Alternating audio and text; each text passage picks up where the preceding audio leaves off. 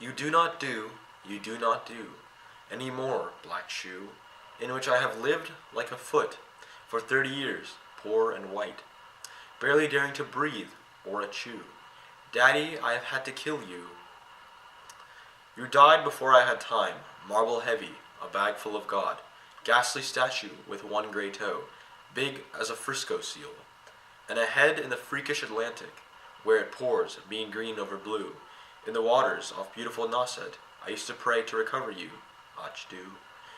In the German tongue, in the Polish town, scraped flat by the roller, of wars, wars, wars, but the name of the town is common, my Polack friend. Says there are a dozen or two, so I never could tell where you put your foot, your root, I never could talk to you. The tongue stuck in my jaw. It stuck in a barbed wire snare. Itch, itch, itch, itch. I hardly speak. I thought every German was you, and a language obscene. An engine, chuffing me off like a Jew to Dachau, Auschwitz, Belsen. I began to talk like a Jew. I think I may well be a Jew.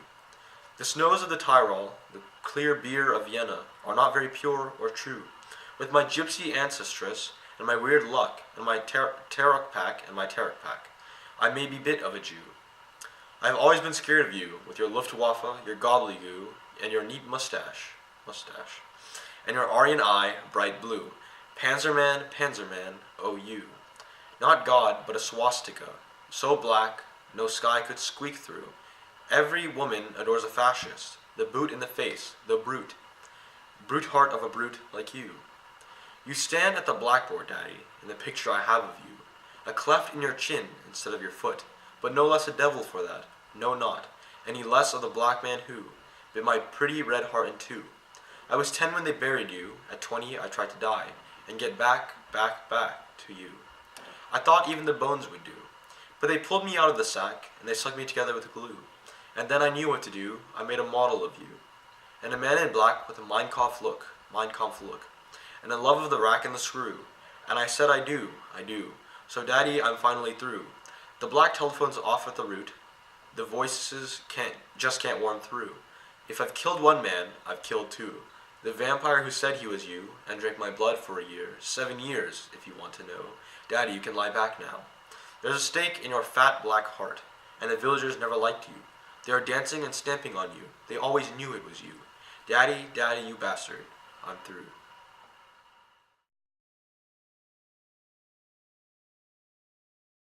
Okay, so our poem was Daddy, and it's written by Silvia Plath.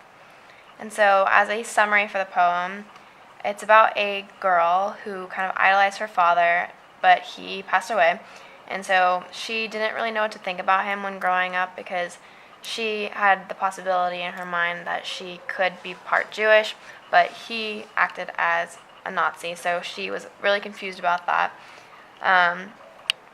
And so that was what the first half is mainly about, and the second half focuses on her story and what happens to her and how she kind of deals with it and uses a story to tell her own story.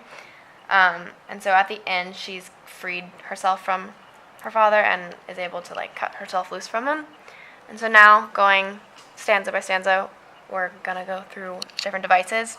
And so throughout the entire poem, there's rhyming in pretty much every other stanza, with the second and fifth line, and so I'll point those out throughout, but that's just an overall thing. So then, to begin, the first thing that is here is she refers to the black shoe, and this is going to be her first metaphor for her father, and she'll do this a couple times throughout. And so here's the first example of rhyming. It's shoe and not shoe. And then the second stanza, she uses a lot of imagery too throughout. One example of that is the marble heavy bag and then one gray toe, and that kind of is just enforcing the tone of this, which we'll talk about when I soapstone it. But it's just dark and gloomy and disturbing. And so again, bean green over blue, this is just a good imagery example, and then blue and you is another example of the rhyming, which is every other roughly. It skips one later. So then after these first three, there's kind of a change in it, and she starts talking about the war and how her father played a role in it. And so here she's referring to you, and that's going to be her father throughout, because she's addressing him and saying how she was so confused about him and that he was the reason why she was so confused.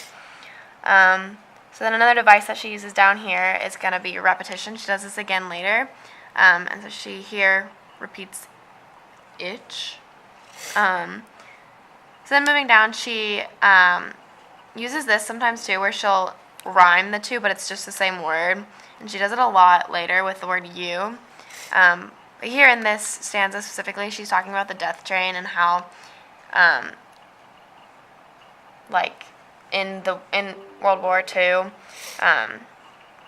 she had to deal with not knowing if she was a Jew or not, and how her father was so against them, and that's why she was so confused. So then later down here is another example of the rhyming with goo and blue. So then up back to line 46, she again has another metaphor for her father, and here she's referring to the swastika, but she's actually mentioning her father because he was a Nazi, and so that's just one of the ways that she referred to him. And then another thing that she uses to kind of enforce different things is she uses a lot of colors throughout, and so here she uses black, and later she'll use red, and it kind of just like adds to the poem and adds different meanings behind things. And so here there's like a shift again, and it talks about it goes from the war to her addressing her father in a different setting, and now they're in like a school setting. She says blackboard, and talks about teaching, and so then in the next stanza she uses the color red, and red is always like strong emotion, and talks about her red heart and how his death like really affected her. And then here she uses repetition again. She uses back, back, back. And then moving on, she uses the rhyming again. Here it's glue and you. So then for the plot in this part down, she starts talking about a man, and this is going to be referring to the author's husband.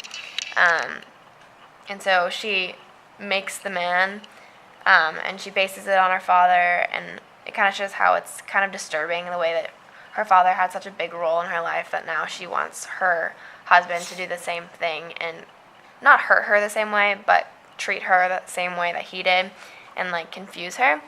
And so moving on, she uses the rhyming again through and through, but which is the same word like she did with Jew in line 31 and 34. And then down here she starts using the symbol of a vampire, and it represents how both her husband and her father like used her and abused her with like her mental abilities because she like didn't understand what was going on. And then down at the very last stanza, she kind of like takes over and she frees herself from her father and her husband, and she puts a stake in his heart like you would with a vampire. And so then lastly she uses the repetition again for daddy, daddy, daddy, and uses through and you as a rhyming element. So then moving on to Soapstone. So the first one is subject or speaker, sorry, and that. So this is about the speaker here is the author herself. It's from her own point of view, and it's from her view as a like distressed daughter after her father passing away. And then O for occasion. So this was written after World War II when her father passed away. For A, which is audience. We thought that it would be anyone affected by the war in general, but also just like anyone who read the poem can relate to it in some ways.